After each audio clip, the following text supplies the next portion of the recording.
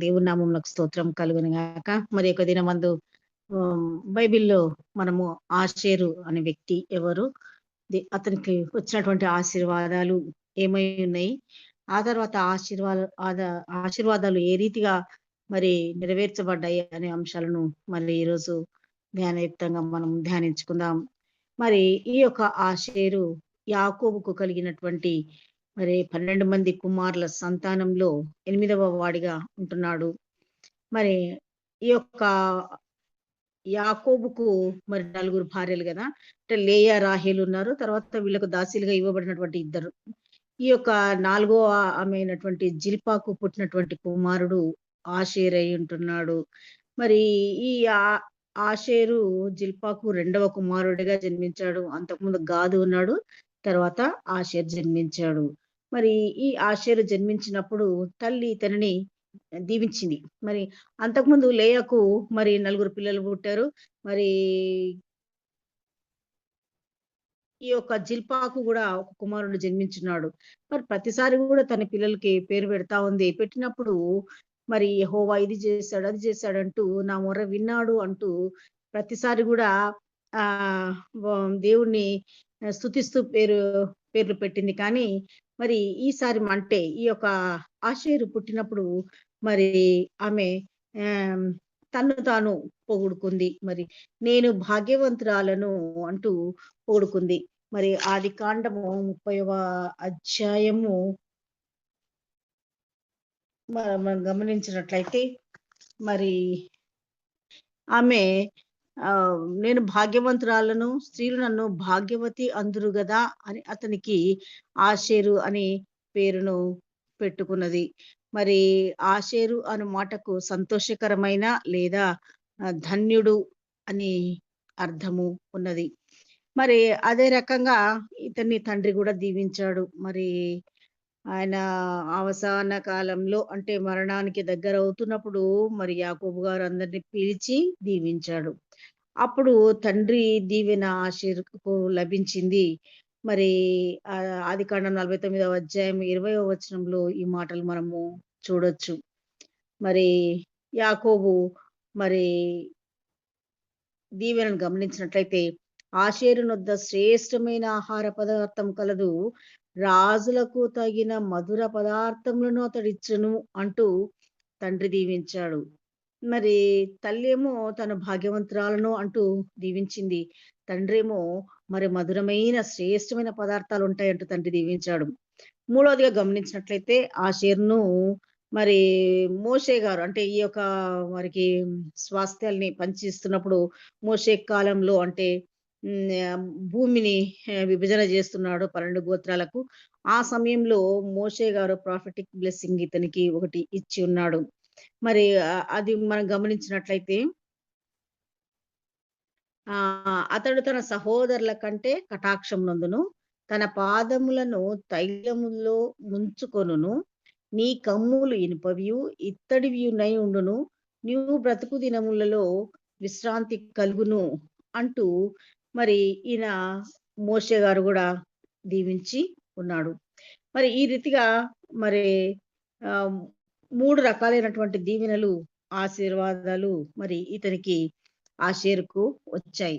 మరి ఇక్కడ మొట్టమొదటిగా తల్లి అయినటువంటి లేయా ఇతనికి పేరు పెడుతూ నేను భాగ్యవంతురాలను అంటుంది గదా! మరి ఆదికాండం 30 అధ్యాయం 13వ వచనంలో ఈ మాట మనం క్లియర్‌గా చూడవచ్చు. మరి ఈ నేను భాగ్యవంతురాలను అని స్త్రీలు నన్ను భాగ్యవతి అంటారు అంటూ ఆమె తనని తాను పొగుడుకుంది. అంటే ఇక్కడ కుమారుడు గూడా భాగ్యవంతుడే. మరి తను మాత్రమే గాదు. అయితే మరి ఇక్కడ మనము ఆషేరు ఏ రీతిగా మరి ఈ యొక్క తానెంత భాగ్యవంతురాలనుకున్నదో, మరి ఆషేరు గూడా అంతే భాగ్యవంతుడుగా ఉండాలని ఆమె మనసులో అనుకోని దీవించి ఉండవచ్చునేమో. మరి ఈ యొక్క ఆషేరు ఏ రీతిగా దేవుని దృష్టిలో భాగ్యవంతుడు. మరి ఈ లోకంలో మనము గోల్డెన్ స్పూన్ పెట్టుకొని పుడితేనే, డబ్బు, హోదాలు ఉంటేనే భాగ్యవంతులని మనం అనుకుంటాం. కానీ మరి ఇక్కడ మనం గమనించినట్లయితే మరి ఈ యొక్క ఆత్మీయంగా మరి భాగ్యవంతులు ఎవరు అని ఒకసారి మనము ప్రశ్నించుకుంటే మరి అంత్య దినాల్లో కూడా మరి మనము ఈ యొక్క రాకడకు సమీపంగా ఉన్న దినాల్లో మనం జీవిస్తూ ఉంటున్నాం. మరి ఇక్కడ క్రీస్తు యేసుని నమ్ముకొని ఆయన రక్తంలో కడగబడి ఆ రక్షణను పొందుకున్న వారు మాత్రమే భాగ్యవంతులు అంటూ బైబిల్ మనకు తెలియజేస్తున్నది. మరి 1 కొరింథీ 15 అధ్యాయం 19 వచనంలో ఈ జీవిత కాలం మట్టుకే కాదు కానీ, నిరీక్షణ ఉంచుట కాదు గానీ, మరణం తర్వాత గూడా మనకు ఒక జీవం ఉంది గదా! మరి ఆ జీవితంపై దృష్టి ఉంచేవాడు భాగ్యవంతుడు అంటూ తెలియజేస్తున్నది. మరి బైబిల్ ప్రకారంగా ఎవరు భాగ్యవంతులు అంటే, ఎవరైతే రక్షణ పొందుతారో వారే పరలోకానికి వారసులై ఉంటున్నారు.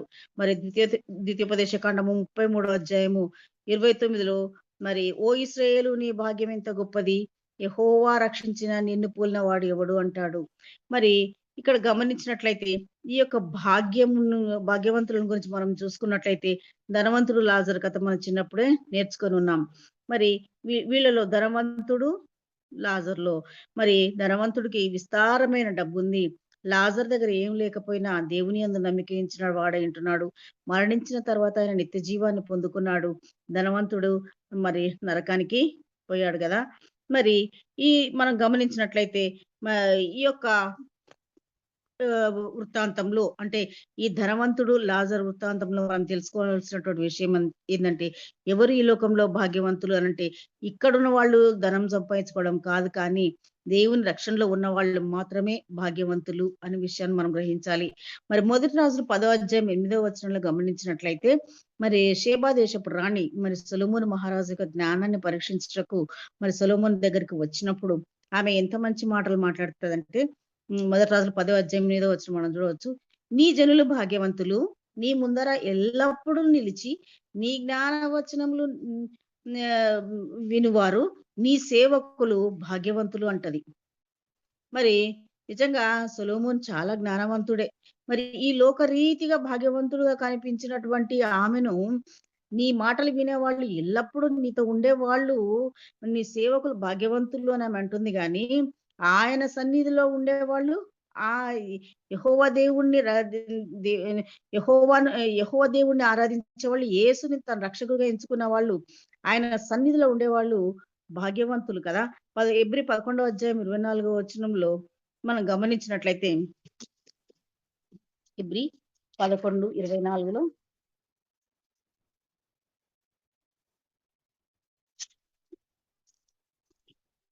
24 గమనించినట్లయితే మోషే పెద్దవాడైనప్పుడు విశ్వాసమును బట్టి ఐగుప్తు తరం కంటే క్రీస్తు విషయమైన నింద గొప్ప భాగ్యమని ఎంచుకొని, అల్పకాల పాపభోగం అనుభవించట కంటే దేవుని ప్రజలతో శ్రమ అనుభవించడం మేలని ఎంచుకున్నాడు. మరి నిజంగా ఆయన ఒక భోగాలన్నిటిని త్యజించేసి మరి దేవుని కోసము నిలబడిన వాడుగా ఉన్నాడు. మరి మనం గమనించాల్సిన విషయం ఏందంటే, ఈ లోకంలో భాగ్యవంతులుగా పిలిపించుకోవడం కాదు కానీ, దేవుని యందు భయభక్తులు కలిగి రక్షణలో నడిపింపబడి మరి ఆ దేవునిలో మరి ధన్యతను పొందుకునే బిడ్డలుగా ఉండాలి. మరి రెండవదిగా గమనించినట్లయితే తండ్రి ఇచ్చినటువంటి దీవెన ఆదికాండం 49వ అధ్యాయం 20 వచనంలో మనకు కనబడతా ఉంది గదా! మరి ఆయన ఆ కుమారులను దీవిస్తే ఏమంటాడు? ఆషేరు దగ్గర మరి శ్రేష్టమైన ఆహారం ఉందని చెప్తున్నాడు. రాజులకు తగిన మధుర పదార్థములను అతడు ఇచ్చును అంటున్నాడు. మరి ఆషేరుని గురించి మనం చూసినట్లయితే నేను కొంచెం ముందుగానే చెప్పాల్సుంటిని. ఆషేరు యొక్క గుణగణాలను, ఆయన స్వభావాన్ని, ఆయన వంశస్థులు ఏ విధంగా ఉంటారు అనే విషయాన్ని ఒకసారి చూస్తే, మరి వారు చాలా సంతోషంగా ఉండేవాళ్ళంట. తెలివైన వాళ్ళుగా ఉంటారంట. అంతర్దృష్టితో మరి ముందు చూపు కలిగి ఉంటారంట. కొంత ఉద్వేగభరితంగా ఉన్నా గాని యథార్థవంతులై సమాధానపరచువారుగా ఉంటారంటూ మరి వీరి యొక్క గుణగణాలను గురించి చెప్తారు.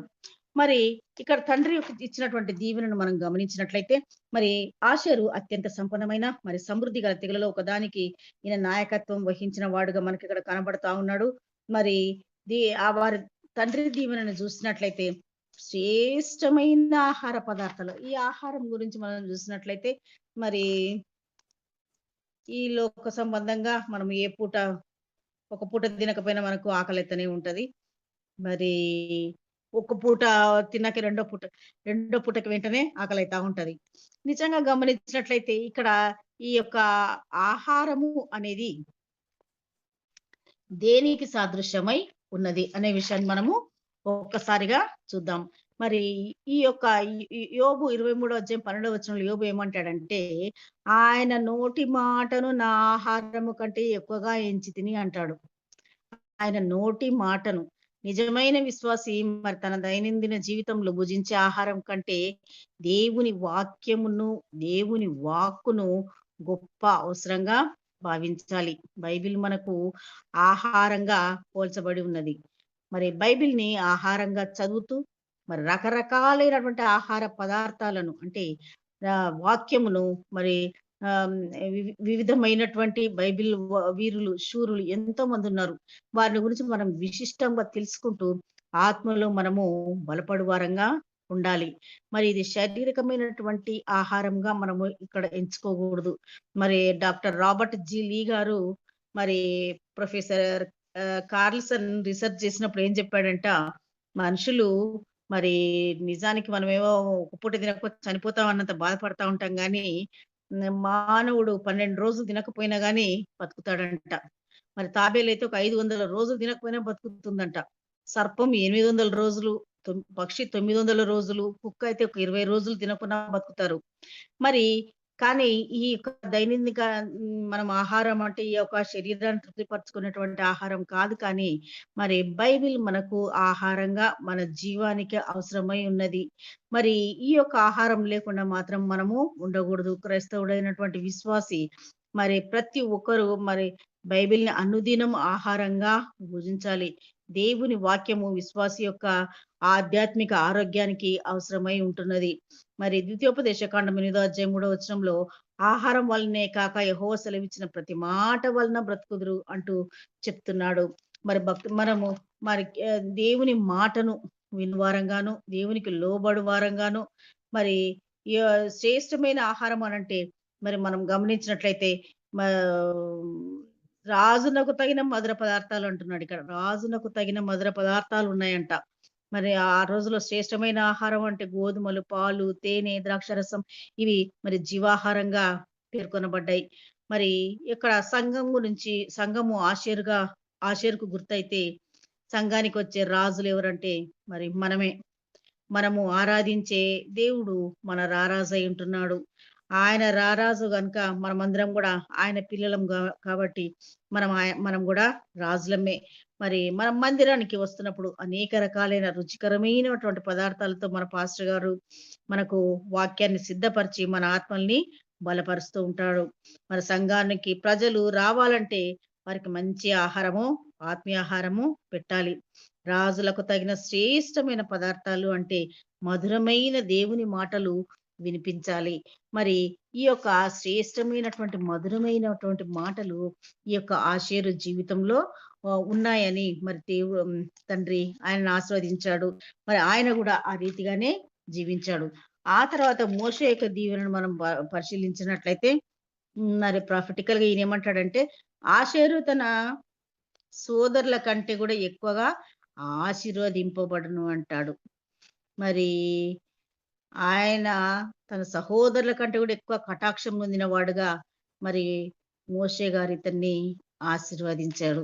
మరి ఈయన ఇంతగా ఆశీర్వదించాడు అనంటే మనం ఒక్కసారిగా గమనించినట్లయితే ఈ యొక్క మోషేకు ఇవ్వబడినటువంటి ఆ యొక్క ప్రాంతం ఉంది గదా! మనం మ్యాప్‌లో మనం గమనించినట్లయితే మనకు ఈ యొక్క బైబిల్‌లో వెనక భాగంలో మనకు కనబడతది. పైన ఉంటాడనమాట. పూర్తి పైన ఆషేరుకు భూభాగము ఇవ్వబడింది. మరి ఆయన పాదములు తైలంలో ఉంటాయంటూ గూడా చెప్తున్నాడు మోషే గారు. మరి అంటే ఈ యొక్క ల్యాండ్ గూడానంట ఆషేరుకిచ్చినటువంటి ల్యాండ్ పాదం ఆకారంలో ఉంటదంట. మన శాటిలైట్ మ్యాప్‌లో గమనించినట్లయితే మరి ఈ యొక్క బుక్‌లో గూడా మన బైబిల్‌లో గూడా మనం గమనిస్తే కొంచెం వెనుక మడిమ ఉన్నట్టు, పాదం ఉన్నట్టుగా కనబడతది. మరి ఈయన యొక్క భూభాగము ఆ రీతి మ్యాప్ మన ఇండియా అంటే ఒక మ్యాప్ మనకు పిక్చర్ గుర్తుకొస్తది గదా! ఆ రీతిగా ఆ పిక్చర్ పాదం ఆకారంలో ఉంటదంట ఈయనకు. మరి ఆషేరుకి ఇవ్వబడినటువంటి స్వాస్థ్య భాగం పాదం ఆకారంలో ఉండటం గాక, మరి ఆషేరు తన పాదములను తైలంలో ముంచుకొనును అంటాడు. మరి తైలంలో ముంచుకోవడము అనంటే భౌతికంగా మనం పరిశీలన చేసినట్లయితే మిగతా గోత్రాలలో పండే అంటే ఎక్కువ చెట్లు పండుతాయంట. ఈ యొక్క ఆషేరుకి ఇవ్వబడినటువంటి భూభాగంలో. ఈ ఆలివ్ నూనె ఇంకా ఎక్కువ చెట్లు పండుతున్నాయంటే అక్కడ నుంచి ఆలివ్ సీడ్స్ బాగా వస్తాయి. ఆలివ్ నూనెను బాగా తీస్తారు. మరి దాని నుంచి వాళ్ళు ఆషేరు భూభాగం నుంచి వచ్చేటువంటి తైలాన్ని బాగా అమ్మి వీళ్ళు బాగా డబ్బుని గడించి భాగ్యవంతులుగా ఆ తర్వాతి కాలంలో జీవించారంట. ఇంకా లోతుగా ఈ యొక్క భూభాగాన్ని మరి తవ్వి చూసినప్పుడు ఆయిల్ రిజర్వాయర్స్ కూడా ఉన్నాయంట మరి. మరి ఈ యొక్క ఆషేరుకి ఇచ్చినటువంటి ప్రాంతాలు మరి తక్కిన ప్రాంతాలలో మరి మిగతా గోత్రాలన్నిటిలో కన్నా గూడా ఇది ఈ యొక్క జనులు గొప్పగా ఉన్నారని మరి తెలియజేస్తున్నారు. మరి ఇక్కడ ఈ ఆయిల్‌ని మనం గమనించినట్లయితే ఈ యొక్క ఆయిల్ మనకు దేనికి సాదృశ్యంగా ఉన్నది? మరి ఆయిలు మనకు నూనె, ఒలివ నూనె అనేది మనకు పరిశుద్ధాత్మకు సాదృశ్యంగా ఉన్నది. మరి ఈ యొక్క ఆషేరు యొక్క పాదములంట మరి ఎల్లప్పుడూ దేంట్లో ఉంటాయంట? తైలములో ఉంటాయంటున్నాడు. మరి ఆషేరు యొక్క పాదములు తైలంలో ఉంటాయి అనంటే, తైలము మరి పరిశుద్ధాత్మకు అంటే అభిషేకానికి గూడా అభిషేకించేటప్పుడు గూడా ఈ తైలాన్ని వాడతారు. మరి ఇది పరిశుద్ధాత్మకు సాదృశ్యం అని చెప్తున్నాము. మరి ఆషేరు వేసే ప్రతి అడుగు కూడా మరి వాక్యముల్లో జీవించే విధంగా ఉన్నది.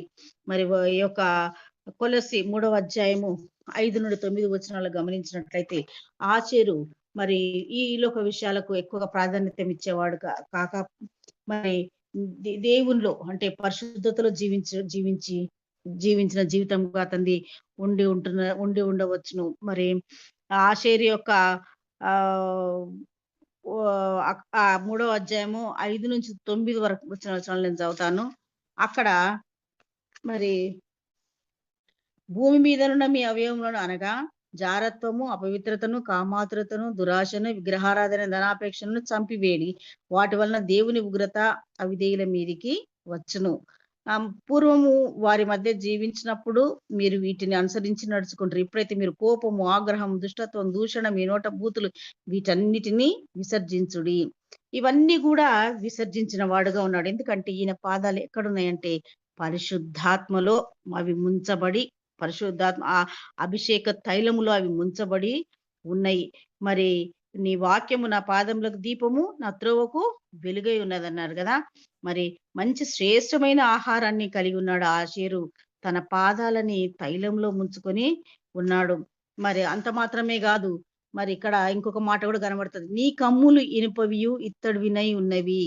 కమ్ములు అనే మాటకు మన ఫుట్ నోట్ లో మనం గమనించినట్లయితే చెప్పులు, మన కాళ్ళకేసుకున్నటువంటి చెప్పులని చెప్తున్నాడు. మరి ఆయన ఎప్పుడు కూడా చెప్పులేసుకొని ఉండేవాడంట. జోళ్ళు ధరించి ఉండేవాడు. మరి అంటే ఇక్కడ ఈ జోళ్ళు దేనికి గుర్తంటే సమాధానానికి గుర్తయి ఉంటున్నది. మనం ఈ లోకంలో ఉంటున్నప్పుడు మనం సమాధాన పరచువారంగా ఉండాలి. మరి ఆషేరు గోత్రికులు మరి ఈ రకంగా సమాధాన పరచువారుగా ఉన్నారు. మరి ఈ యొక్క ఆషేరు గోత్రికులు ఇంకెక్కడైనా మనకు కనబడతారా అని నేను బైబిల్‌లో చెక్ చేసినప్పుడు న్యాయాధిపతుల గ్రంథం 15వ అధ్యాయం 17వ వచనంలో మరి వీరు కనబడతారు.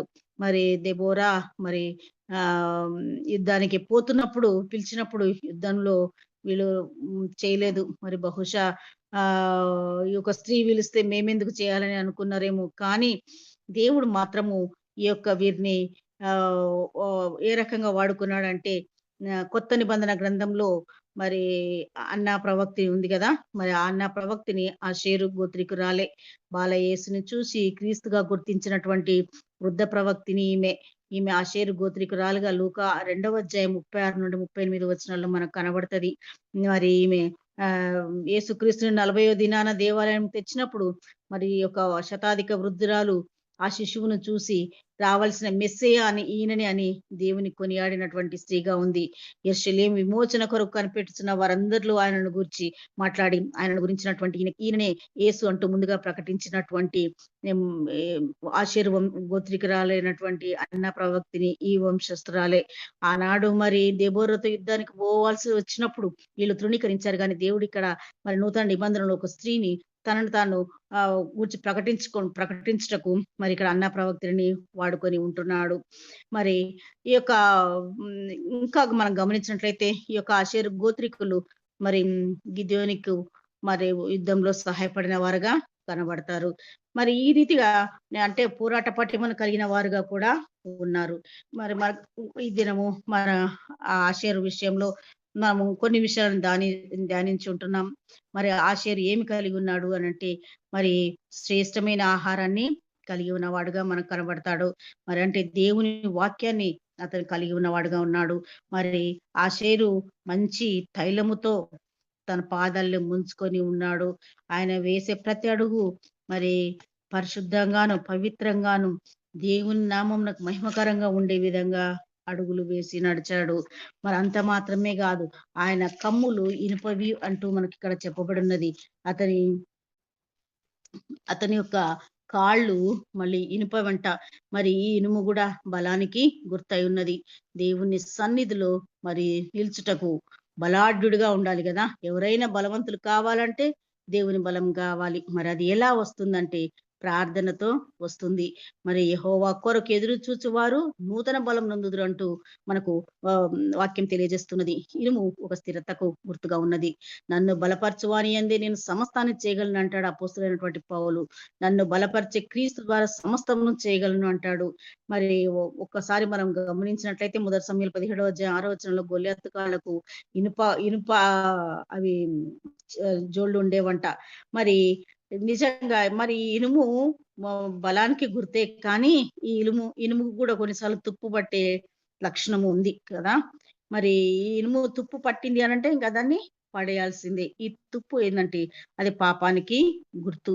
మరొక్కసారిగా మనము బలవంతుడైనటువంటి సంసోన్‌ను గుర్తు చేసుకున్నట్లయితే మంచి బలవంతుడే.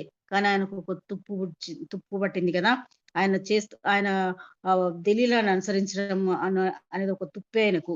ఆ పాపంలోనే మరి ఆయన నాజీరుగా చేయబడినటువంటి ఆ వ్యక్తి తన పాపంలోనే చనిపోయి ఉంటున్నాడు. మరి ఈ యొక్క ఆహ్, ఇంకా మనము ఈ యొక్క పాదాలను గురించి గమనించినట్లయితే మరి అలెగ్జాండర్ ది గ్రేట్ అంట మరి హ్మ్. తన యొక్క విజయాలకు అన్నిటికి గూడా కారణము ఆయన యొక్క సైనికులకందరికి మంచి జోళ్ళని ఇచ్చేవాడంట. వాళ్ళు ఎలాంటి ఎంత ముళ్ళలో అప్పుడు ప్రయాణాలు చేస్తూ యుద్ధాలు చేసేవాళ్ళు కాబట్టి చక్కటి విజయాలను వాళ్ళు సాధించేవాళ్ళు.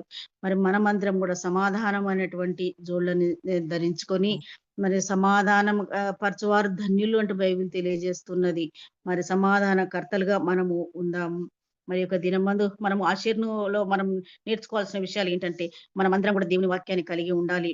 మరి మన యొక్క పాదాల్ని పరిశుద్ధతకు గుర్తుగా మనము దేవుని తైలంతో ముంచుకొని మనం పరిశుద్ధంగా జీవించాలి. అంత మాత్రమే కాదు, మరి మనమందరము సమాధాన పరచువారుగాను, మరి ఇతరులకు సమాధానంను మరి పంచేవారంగాను ఉందాము. దేవుడు అట్టి కృపను మనకందరికిని దయచేయునుగాక.